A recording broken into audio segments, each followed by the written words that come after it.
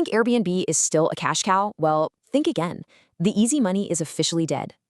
Do you still assume short-term lets automatically beat long lets for profit? Let's check out 2026. New regulations and tax traps have totally shifted the landscape. That easy money? It's gone. Those nice tax perks for holiday lets? Completely abolished. Mortgage interest relief is slashed to just 20%. Take Sarah in Devon. Because of these tax changes, her £9,500 net profit plummeted to just £4,200. Sure, a £35,000 gross looks amazing until hidden operational costs devour it, leaving a tiny £6,000 net. The harsh reality? A boring £18,000 gross long-let actually nets more than double that flashy Airbnb. Plus, don't forget seasonality.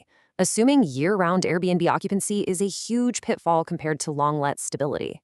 So what does this mean? To make the right choice, you've got to ditch national averages for local numbers.